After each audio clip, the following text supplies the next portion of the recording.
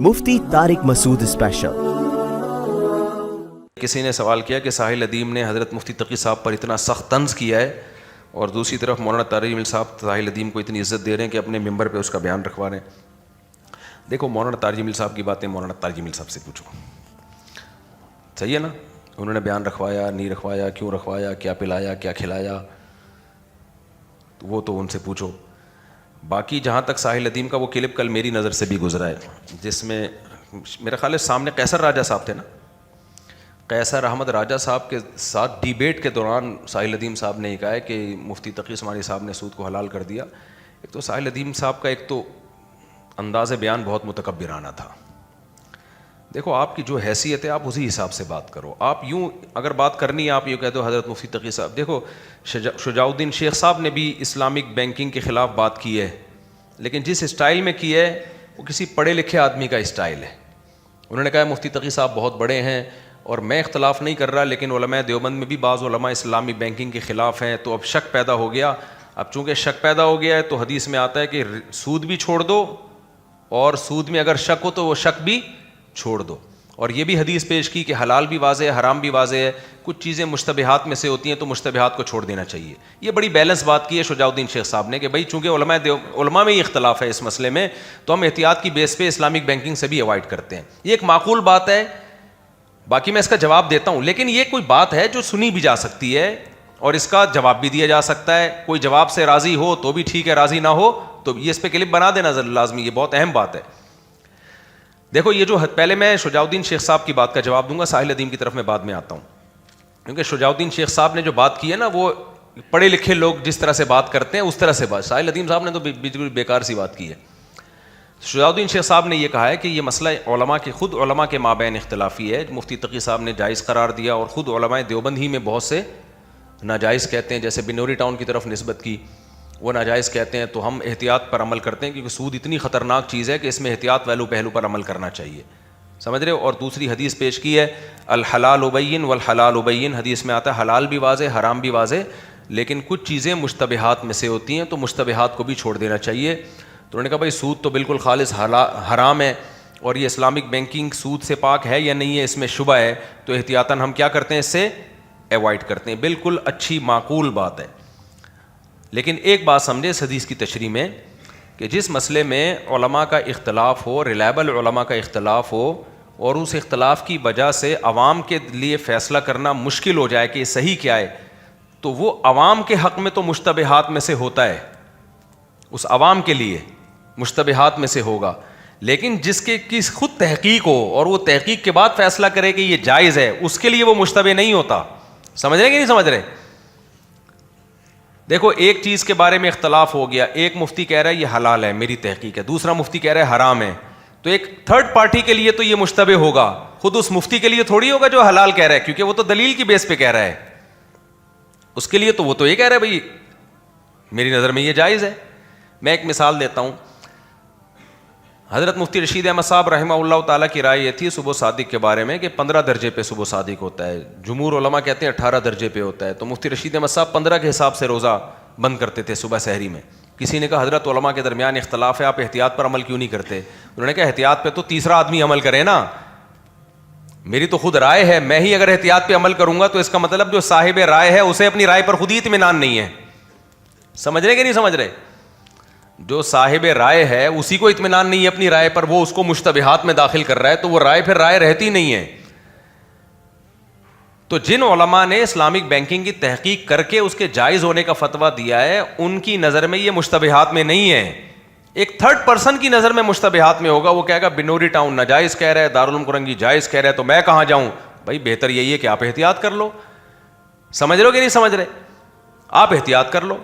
ہاں، اگر کوئی یہ کہتا ہے کہ بنوری ٹاؤن بھی قابل یعنی اعتماد ادارہ ہے، لیکن حضرت مفتی تقی صاحب چونکہ بینکنگ کے مسائل میں پوری دنیا میں ان کی مہارت مسلم ہے، تو جب ان دو مفتیوں کے فتوے میں ٹکراؤ ہوگا تو میں مفتی تقی صاحب کی رائے کو اس لیے ترجیح دے رہا ہوں کہ ان کا لیول بینکنگ کے مسائل میں باقیوں سے زیادہ ہے۔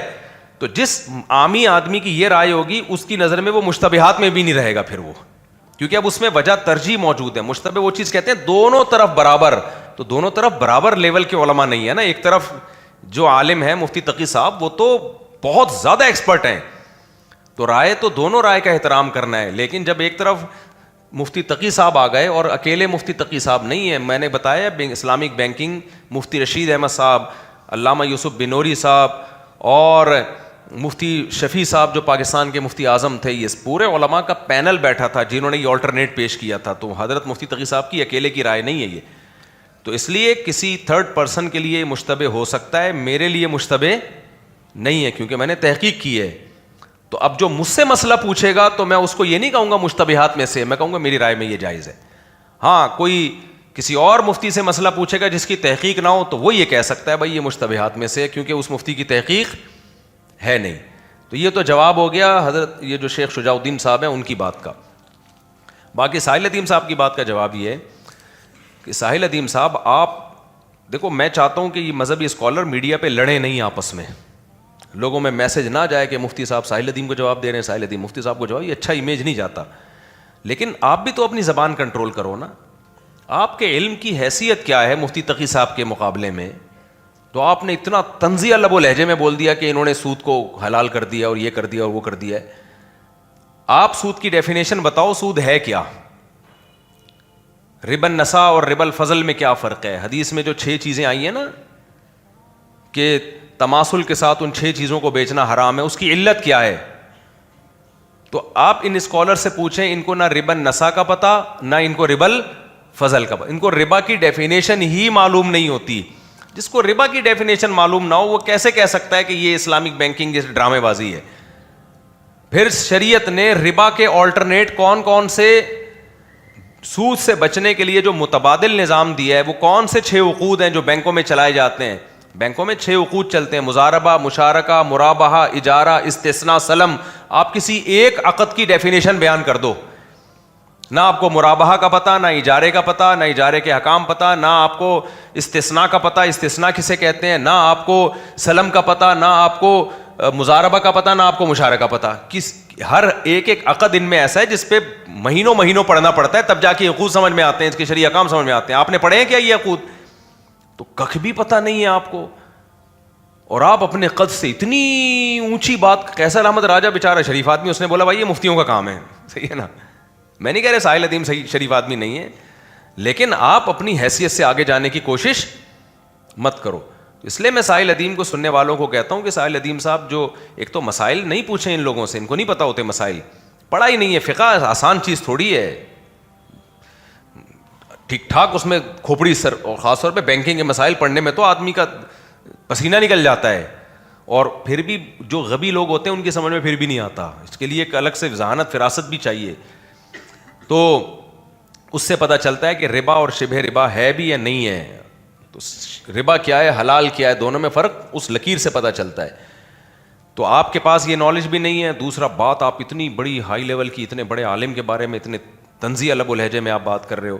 تو ایک مسئلہ تو یہ. دوسرا ساحل ادیم صاحب کے ساتھ مسئلہ یہ ہے کہ اکثر و بیشتر یہ نظام کی تبدیلی کی بہت بات کرتے ہیں. نظام تبدیل ہونا چاہیے, نظام تبدیل ہونا چاہیے. کیسے؟ اس کا کوئی جواب بولو نہیں, کوئی جواب نہیں. نظام تبدیل کرنا, دیکھو داماد تبدیل کرنا زیادہ مشکل ہے یہ نظام تبدیل کرنا. نظام تبدیل کرنا داماد تبدیل کرنے سے زیادہ مشکل ہے. داماد اکلوتا ہوتا ہے, طلاق لو تبدیل ہو جائے گا. پھر بھی لوگ 100 دفعہ سوچتے ہیں آپ کی داماد صحیح حرکت نہیں کر رہا تھا, آپ نے کسی سے, میرے پاس کوئی آ گیا میرا داماد گڑبڑ کر رہا ہے, میں فوراً کہہ دوں گا داماد تبدیل کرو. مجھے پتہ ہے آپ تبدیل کرنے کے لیے طلاقیں لینی پڑیں گی, مار دھاڑیں ہوتی ہیں, دشمنیاں ہوتی ہیں.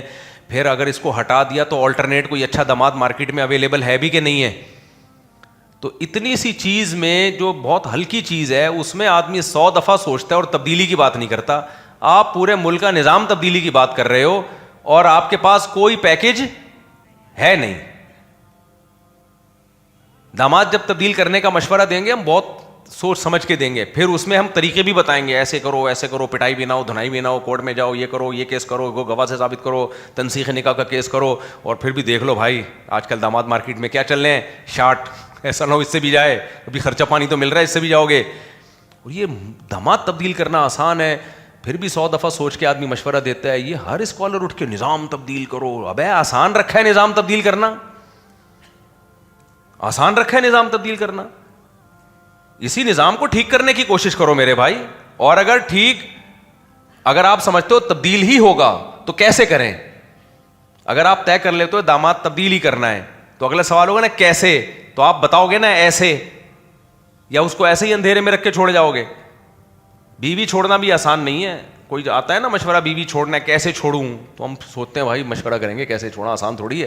دنیا چھوڑنا آسان ہے, بیگم چھوڑنا, کیونکہ بیگم کے ابا بھی ہے, اس کا بھائی بھی ہے, اس کے رشتہ دار بھی ہیں, چھوڑیں گے وہ تمہیں. تو اب نظام تبدیل کر کے آلٹرنیٹ کیا ہے آپ کے پاس, کس کو خلیفہ بناؤ گے آپ؟ ساحل ندیم صاحب آپ کو بنا دیں خلیفہ. خلیفہ لاؤ مارکیٹ میں, کس کو بنائے خلیفہ؟ پولیس کون سنبھالے گا, فوج کا ادارہ کون سنبھالے گا, بیوروکریسی کون سنبھالے گا, پورا سسٹم سنبھالے گا کون؟ آلٹرنیٹ کون سا سسٹم ہے آپ کے پاس؟ پھر لڑائی کہاں سے شروع ہوگی, جنگ کون کرے گا, دھرنے کہاں سے دیں گے ہم؟ پھر جب گولیاں برسیں گی تو سینے پہ گولیاں کون کھائے گا؟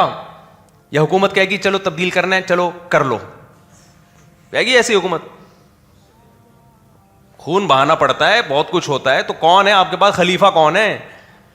تو باتیں کرنے پر گورنمنٹ کی طرف سے کوئی پابندی نہیں ہے. لوگوں کو وہ پیکج دیں جو سوٹیبل پیکج ہو. یونیورسٹیوں کے لڑکوں کو وہ بتاؤ جو کر سکتے ہو.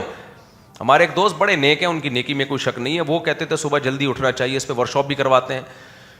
اب وہ جب کہتے ہیں نا صبح جلدی اٹھنا چاہیے تو کہتے ہیں 2 بجے, کہتے ہیں آپ رات کو 9 بجے سو, 10, 11, 12, 1, 2, 5 گھنٹے کی نیند بہت ہے, 2 بجے آپ اپنی ورکنگ کاموں کا آغاز کرو. بات بہت اچھی ہے, بہت اچھی صحت ہو جاتی ہے اس سے, لیکن پریکٹیکلی 100 میں کوئی ایک اس پر عمل کرے گا.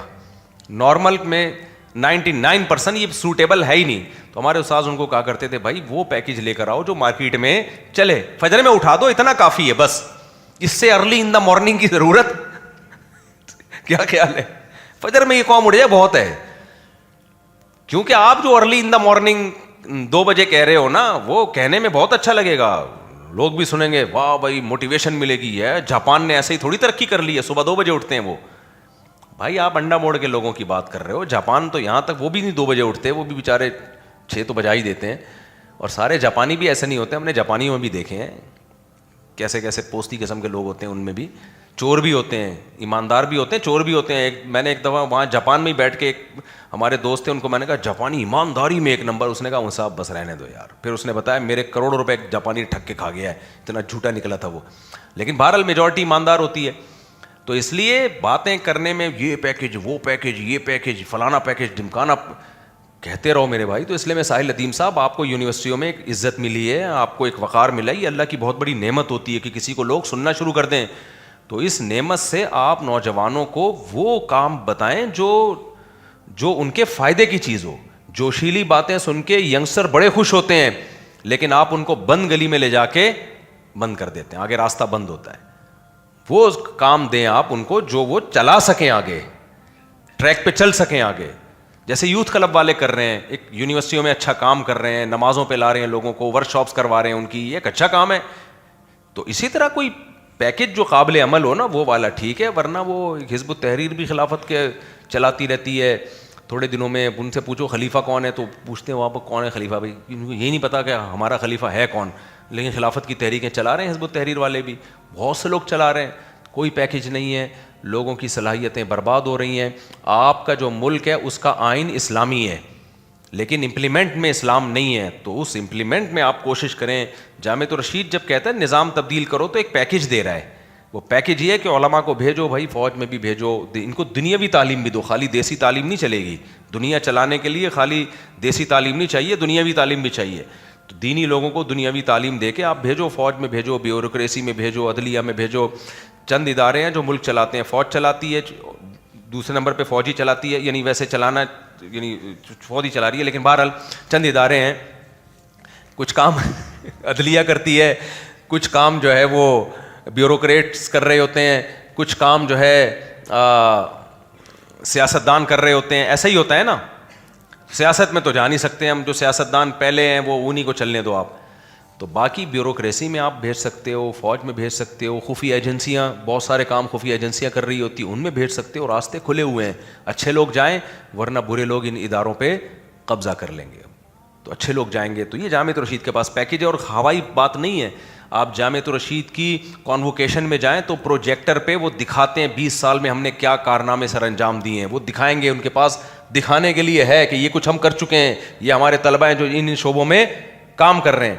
اس طرح کام کرو تو بھائی دنیا کہے گی, ورنہ باتیں نظام تبدیل کر دو, یہ مولوی صرف طلاقوں کے مسئلے بتا رہے ہیں, یہ نظام نہیں تبدیل کر رہے, یہ بینکنگ کچھ بھی نہیں ہے. ایسی باتوں سے نوجوان طبقہ متاثر بہت ہوتا ہے, لیکن بند گلی میں جا کے کھڑا ہو جاتا ہے, وہ آگے راستے بند ہیں. تو ساحل ادیم کو اللہ نے عزت دی ہے, یونیورسٹیوں میں آپ کی بات سنی جاتی ہے, تو آپ تھوڑا سا صحیح ٹریک پہ چلنا شروع ہو جاؤ, فائدہ ہوگا. نہیں چلو گے تو 4 بے وقوف اکٹھے ہو جائیں گے اور پھر وہ بھی چھوڑ چھاڑ کے چلے جاتے ہیں. جب تبدیل کرنا شروع کرو گے نا, آئے گا کوئی بھی نہیں. جنرل مشرف کے فیس بک پہ کتنی فین فالوئنگ تھی, وہ سمجھا کہ اب تو بھائی میں کراچی آؤں گا, او فیس بک کے میرے جتنے فرینڈس ہیں جن کی ریکویسٹیں راستے میں رکی ہوئی ہیں, اور بہت سے تو ریکویسٹیں میں قبول کر چکا ہوں, سارے ایئرپورٹ پہ ہوں گے. جب آیا تو کوئی بندہ بھی نہیں تھا ایئرپورٹ پہ, اگلی فلائٹ سے واپس ٹکٹ کٹا کے دبئی. تو یہ جو سوشل میڈیا کی فین فالوئنگ ہے, یہ جھاگ کی طرح اٹھتی ہے اور جھاگ کی طرح بیٹھ جاتی ہے. ویژنری لوگ آپ کے ساتھ جبھی آئیں گے جب آپ وہ بات کرو جو گراؤنڈ ریئلٹی سے میچ کرتی ہے. پھر جو آپ کو لوگ ملیں گے وہ ویژنری لوگ ملیں گے. بہت ہو گیا میرے بھائی, کیسے حاصل کر سکتا ہوں, یہ پڑھے لکھے آدمی ہیں, کلیت الشریعہ میں ایڈمیشن لے لو, جامعۃ الرشید میں جو بیچلر ہے وہ کلیت الشریعہ میں ایڈمیشن لے لیں. جیسا حب جال حب مال کی بات کی, تو دنیا کی خوشی دل سے نکالنے کے لیے کیا کرنا چاہیے, کون سی دعائیں پڑھنی چاہیے؟ دنیا کی ہوس دل سے نکالنے کے لیے مناجات مقبولہ ایک کتاب ہے جس میں قرآن و سنت کی دعائیں مولانا شرف علی تھانوی نے جمع کی ہیں, وہ خرید کے رکھو, وہ روزانہ دعائیں پڑھا کرو, وہ دعاؤں سے باقی دنیا کی محبت دل سے نکلتی ہے. مناجات مقبولہ وہ صرف قرآن و سنت کی دعائیں ہیں, ہفتہ وار, ہفتے کے دن کیا پڑھنی ہے, اتوار کو کون سی, پیر کو کون سی, منگل کو, ساری دعائیں جمع کر دی ہیں. تو اس کو 7 حصوں میں ڈیوائڈ کر دیا ہے نا, تاکہ ایک دن میں تو نہیں ساری پڑھ سکتے دعائیں, تو ترجمے والی خرید لو. اچھا, اس میں کچھ لوگوں نے اپنی طرف سے بہت ساری ایڈیشن بھی کر دی ہے, وہ ایڈیشن کو چھوڑو, صرف جمعرات تک کی جو دعائیں ہیں نا, ہفتے سے شروع ہو کے جمعے تک کی, وہ پڑھا کرو بس. تو وہ لازمی اپنے ساتھ رکھیں, ڈاؤن لوڈ بھی ہو سکتی ہے انٹرنیٹ سے, وہ دعائیں عربی میں بھی پڑھیں اور اس کا ترجمہ بھی لکھا ہوتا ہے. 1 سال میں آپ کو وہ دعائیں خود بخود یاد بھی ہو جائیں گی, ترجمہ بھی یاد ہو جائے گا.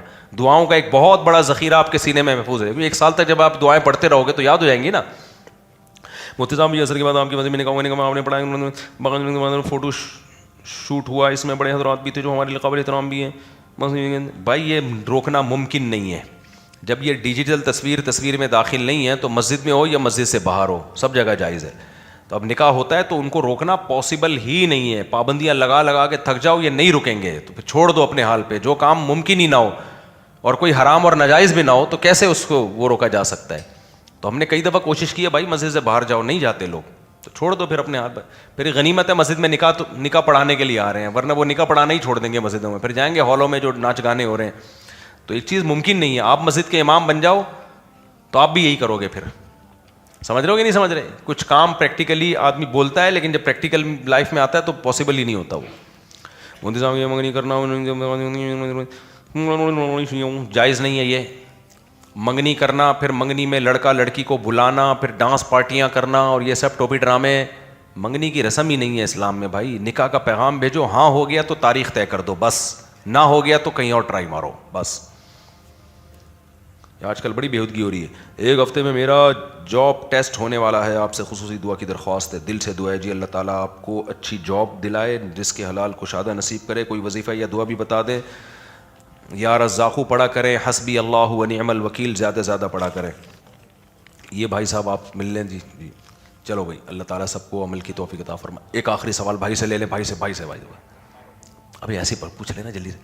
چل بھائی جلدی موبائل. مودی صاحب جب سے منگنی سے میری طبیعت مائل نہیں ہوتی, کیا میں اس میں ختم کر سکتی ہوں؟ یہ خاتون نے پوچھا ہے. میری منگنی جس شخص سے ہوئی ہے اس کا قد 5 فٹ 2 انچ ہے. وہ کم وزن اور قبول صورت ہے, جس کی وجہ سے میری طبیعت اس کی طرف مائل نہیں ہو رہی ہے. کیا میں اس کو منگنی کو ختم کر سکتی ہوں شرعی طور پر؟ باقی اس رشتے میں کوئی برائی نہیں ہے. دیکھو نکاح طے کرنا ہی نہیں چاہیے تھا. پہلے نہیں پتا تھا کتنے فٹ قد ہے؟ 5 فٹ 2 انچ قد ہے انسان کا, پہلے بات آپ کا اپنا قد کتنا ہے, ایسا نہ ہو کہ 2 فٹ 5 انچ ہو, ان کا 5 فٹ 2 انچ ہے, آپ کا 2 فٹ 5 انچ ہو, تو بات طے ہی نہیں کرنی چاہیے. یہ انسان کی نیچر ہے, جب کام کیا نہیں ہوتا اس کو اچھا لگ رہا ہوتا ہے. دیکھو جب ہم کپڑے خریدنے جاتے تھے, ہمارے ایک دوست پینٹیں بہت خریدتے تھے, پینٹ خریدنے سے پہلے سوچتے یار زبردست خرید لی, اب ہے یار یہ والی کے بجائے وہ والی لے لیتے. یہ انسان کی نیچر ہے. تو اس لیے میں اس بچی کو مشورہ دوں گا کہ جب آپ نے کی بات طے ہو گئی تو اب صبر شکر کر کے گزارا کرو اس پہ, جب تک کوئی بڑا فالٹ سامنے نہیں آتا. ہاں اگر خدا نخواستہ بالکل ہی نفرت ہے, بالکل ہی نہیں دل مائل ہو رہا, ایسا ہوتا نہیں ہے, یہ وسوسے آتے ہیں شیطان کی طرف سے, وسوسے آتے ہیں. لیکن اگر 100% بالکل ہی ڈپریشن کی حالت ہو گئی ہے تو پھر توڑ دو, بولے نہیں کرنی. لیکن ایسا ہوتا نہیں ہے, یہ صرف شیطان ہوتا ہے کام کرنے سے پہلے. یہ تو شادی کے بعد بھی ہوتا ہے. کتنے لوگ ہیں جو چاہتے تھے یہاں شادی ہو جائے, ہو گئی تو کہہ رہے ہیں ابے یار پھنس گئے یار, یہاں نہیں ہوتی کہیں. یہ انسان کی نیچر ہے, ناشکر ہے وہ. جب تک کوئی چیز ملتی نہیں ہے قدر کرتا ہے, جیسے کوئی چیز مل جاتی ہے. آپ دیکھ لو پینٹیں خریدتے ہو گے آپ لوگ بھی نا, خریدنے سے پہلے یار یہ جینس کی پینٹ بڑی ٹائٹ لگ رہی ہے, خریدنے کے بعد ابے یار یہ والی خرید لیتا, ابے یار یہ خرید لیتا. تو یہ لڑکیوں کو وسوسے آتے ہیں شیطان کی طرف سے, ابے یار 5 فٹ 2 انچ. صحیح ہے بھائی, لوگ 3 فٹ کے ہیں. ایک بیچارے چھوٹے قد کے مولوی صاحب تھے, ہم نے ان سے پوچھا کوئی زندگی میں عجیب واقعہ آپ کے ساتھ ہوا؟ بہت چھوٹا قد تھا. کہتے ہیں یار میں پاسپورٹ لائن میں کھڑا ہوا تھا, مجھے پاسپورٹ دے ہی نہیں رہا. وہ پہلے نہیں لائن لگی ہوتی تھی, تو کہتے ہیں کہ میں نے کہا بھائی مجھے کیوں نہیں دے رہا؟ کہہ رہا ہے بھائی کھڑا ہوگا تو دوں گا نا, بیٹھا ہوا کیوں ہے لائن میں, بیٹھا ہوا کیوں ہے؟ کہتے ہیں میں نے کہا میں کھڑا ہوا ہی ہوں. اتنے چھوٹے چھوٹے بندے مارکیٹ میں آ رہے ہیں, 5 فٹ تو بہرحال 2 انچ بہت ہے. فی الحال گزارا کریں, یہ مر گیا تو پھر اگلی دفعہ کوئی اچھا دیکھیں گے. اللہ تعالیٰ زندگی دے اس کو.